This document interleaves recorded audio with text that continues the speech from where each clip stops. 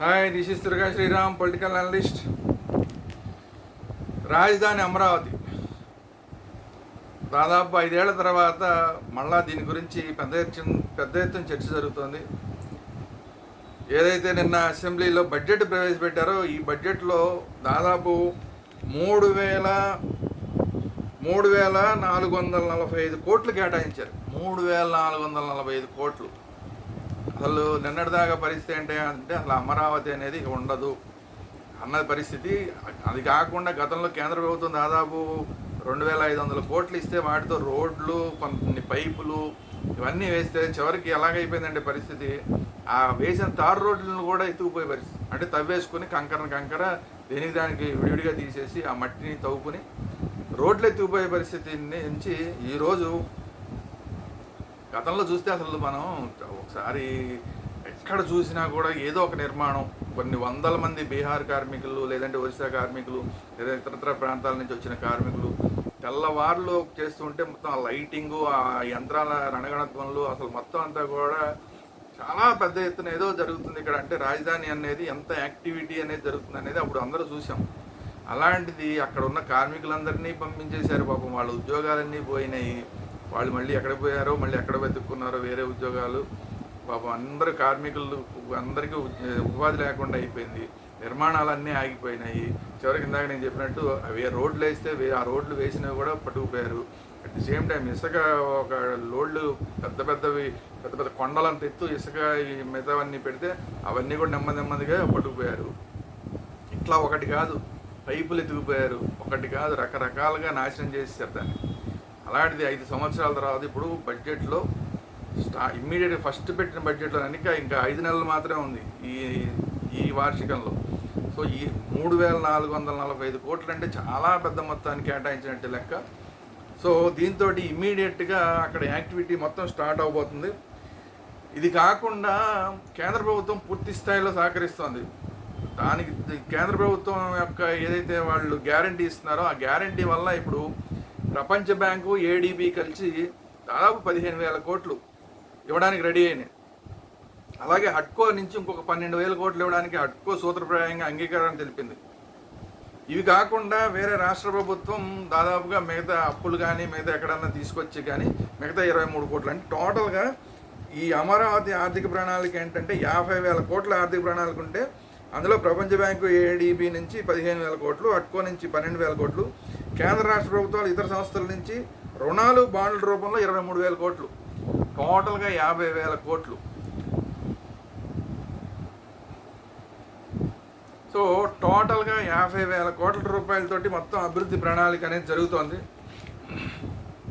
ఇక అసలు ఊహించడానికి కూడా మనం చెప్పలేనంత స్థాయిలో అమరావతి నిర్మాణం అనేది ముందు కదలబోతుంది. ఇది కాకుండా ఏంటంటే వీళ్ళు ముందు ఈ 3,445 కోట్లు పెట్టి ముందు ఇన్ఫ్రాస్ట్రక్చర్ అంటే రోడ్లు కానీ లేదంటే అక్కడ సంబంధించిన యూటిలిటీ డక్ట్స్ కానీ ఇలాంటివన్నీ కూడా నిర్మాణం చేస్తే పైన ఈ కరెంట్ పోల్స్ కానీ ఇలాంటివన్నీ అంటే ఇన్ఫ్రాస్ట్రక్చర్ ఏదైతే ఉంటుందో మినిమం అవసరమైన ఇన్ఫ్రాస్ట్రక్చర్, నీటి వసతులు కల్పించడం, పైప్ లైన్ వేయడం ఇలాంటివన్నీ చేస్తే కనుక ఇమ్మీడియట్గా రావడానికి కేంద్ర ప్రభుత్వ సంస్థలన్నీ కూడా అనేక సిద్ధంగా ఉన్నాయి. ఎప్పటి నుంచో పర్మిషన్లు వచ్చేసినాయి వాటికి.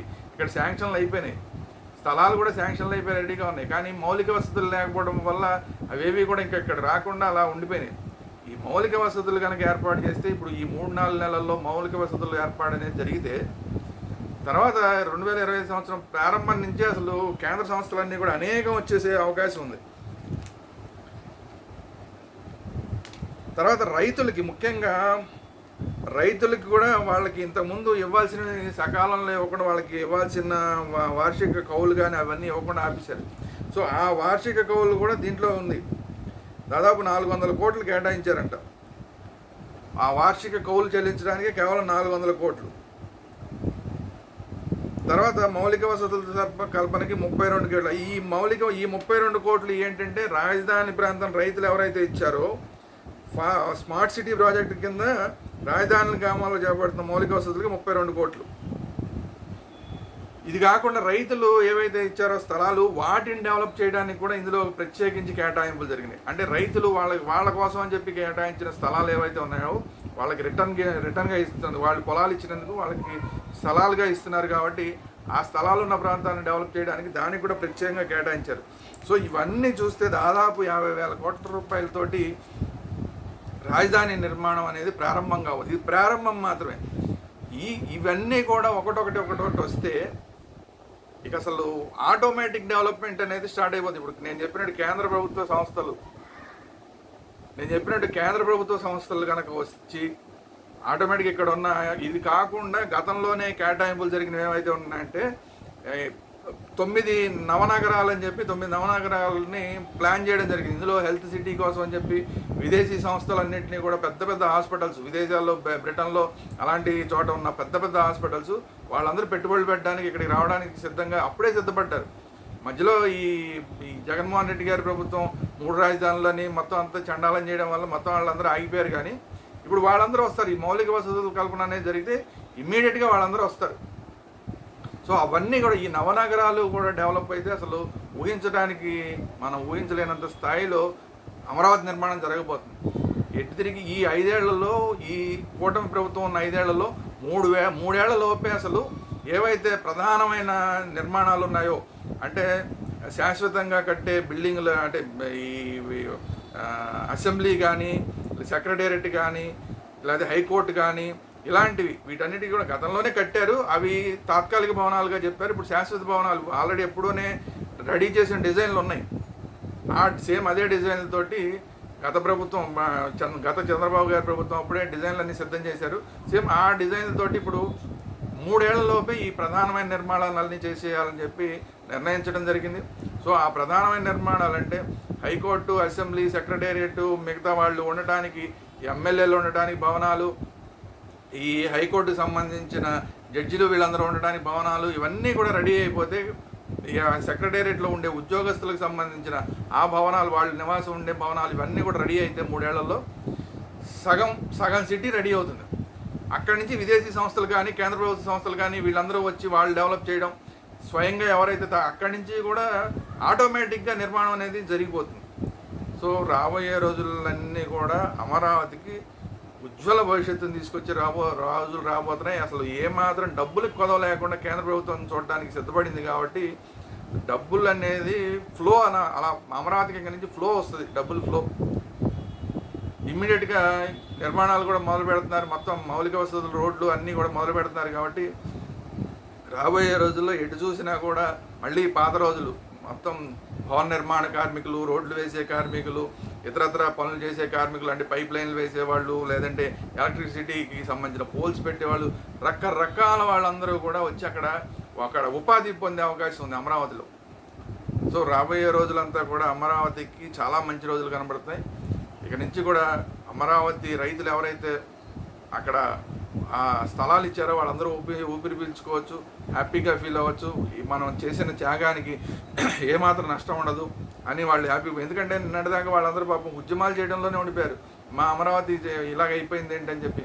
మేము ఇచ్చిందంతా శ్రమ అంతా వృధా అయింది, మేము ఎంతో కష్టపడి సంపాదించుకుని తాతల కాలం నుంచి వచ్చిన భూములన్నీ కూడా ఇచ్చేసాము రాజధాని కోసం. అసలు ఆ రాజధాని లేకుండా పోయింది, మా పిల్లల భవిష్యత్తు కోసం ఇచ్చాం, మా పిల్లల భవిష్యత్తు లేకుండా పోయిందని ఎంత బాధపడ్డారో ఇప్పుడు ఆ రైతులందరూ కూడా ఊపిరి పీల్చుకోవచ్చు. ఇంకా వాళ్ళ పిల్లల భవిష్యత్తు హ్యాపీగా ఉంటుంది, వాళ్ళకి స్థలాలన్నీ కూడా డెవలప్ అవుతాయి, ఆ రాజధాని ప్రాంతం అంతా కూడా డెవలప్ అవుతుంది. కాబట్టి వాళ్ళు ఊపిరి పీల్చుకోవచ్చు. అలాగే మిగతా వాళ్ళు అసలు రాజధాని లేని స్టేట్గా ఇప్పుడు దాకా మనం పేరు పడిన వాళ్ళం. ఇప్పుడు ఆ రాజధాని నిర్మాణం అనేది మొదలైపోతే కనుక మా రాజధాని, ఆంధ్రప్రదేశ్ రాజధాని అమరావతి అని చెప్పుకోవచ్చు. సో ఆంధ్రులందరూ కూడా ఇంకా అవమానాలన్నింటినీ మీకు కనీసం రాజధాని లేని రాష్ట్రం అని చెప్పి ఆ అవమానం ఏదైతే ఉందో ఆ అవమానం పోయి ప్రశాంతంగా ఇంకా ఆంధ్రప్రదేశ్ ప్రజలందరూ కూడా ఊపిరి పీల్చుకోవచ్చు. సో ఇది ఈరోజు వీడియో. ఈ వీడియో కనుక మీకు నచ్చినట్లయితే లైక్ చేయండి, అలాగే మీ అభిప్రాయాలు కామెంట్స్ రూపంలో తెలియజేయండి. ఈ వీడియో అందరికీ షేర్ చేయండి. ముఖ్యంగా మన ఛానల్ని, వేదాంత ఛానల్ని సబ్స్క్రైబ్ చేసుకోండి. ఇలాంటి పొలిటికల్ అంశాలన్నీ కూడా సపరేట్గా వచ్చే పొలిటికల్ వేదాంత ఛానల్ని, అలాగే పొలిటికల్ అంశాలతో పాటు అన్ని రకాల అంశాలు, క్రికెట్కి సంబంధించి కానీ సినిమాలకు సంబంధించి అన్ని అంశాలు వచ్చే వేదాంత ఛానల్, వేదాంత పొలిటికల్ వేదాంత, ఈ 2 ఛానల్ని కూడా సబ్స్క్రైబ్ చేసుకోండి. Thank you.